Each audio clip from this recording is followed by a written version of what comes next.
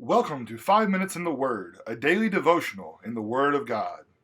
Mr. Gary, here on 5 Minutes, we've been jumping a lot around on a lot of topics, but one thing that's really stayed true is our study of different Bible characters. And one of my favorite characters that my mom actually read the story the Lions did to me sometimes before bed was Daniel, or of course Daniel and the Lions Den.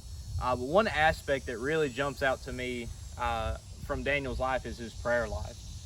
There's many instances in the book of Daniel in which he prays to God. And this first one that jumps out to me is in chapter 2, right before he interprets Nebuchadnezzar's dream. And so Nebuchadnezzar has this dream, and many people are coming to interpret it, but it's not accurate.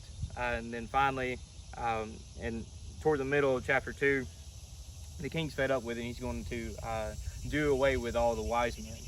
But in verse 17, let's pick up there in chapter 2. Then Daniel went to his house and made the matter known to Hananiah, Mishael, and Azariah, his companions, the other wise men here. And the reason he went to them is because their life is at stake here. Yeah. Picking up verse 18, and told them to seek mercy from God of heaven concerning this mystery, so that Daniel and his companions might not be destroyed with the rest of the wise men of Babylon. Then the mystery was revealed to Daniel in a vision of the night. Then Daniel blessed the God of heaven. Daniel answered and said, "Blessed is the name of God forever and ever, to whom belong wisdom and might. He changes times and seasons. He removes kings and sets up kings. He gives wisdom to the wise and knowledge to those who have understanding. He reveals deep and hidden things. He knows what is in the darkness, and the light dwells with him. To you, O God of my fathers, I give thanks and praise, for you have given me wisdom and might, and have now made known to me what we have asked of you, for you have made known to us the king's matter." And then from then, he goes and he interprets the dream. What else can we pick up, Mr. Gary, from Daniel's prayer life?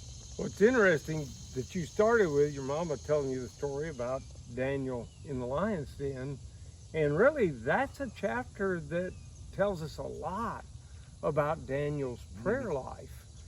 Because as the chapter opens up, of course, he's in a totally new kingdom. This is no longer Babylon. Instead, they've been conquered by the Medes and the Persians. And yet, here he is again, going straight to the top, of course, with God's blessing. I understand that.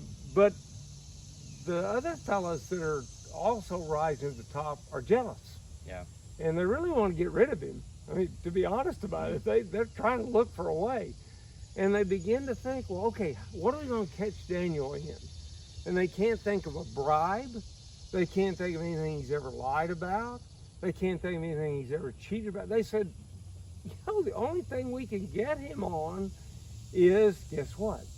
His prayer life. Yeah. And so they go to the king and flatter him, I think.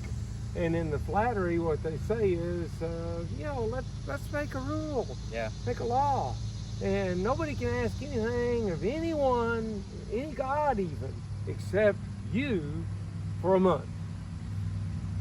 And the king agrees. He gets big-headed. Yeah. He signed it. Well, I guess he does, because it sure looks that way, doesn't it? Yep. And so he signs it, and then they know they've got what they want.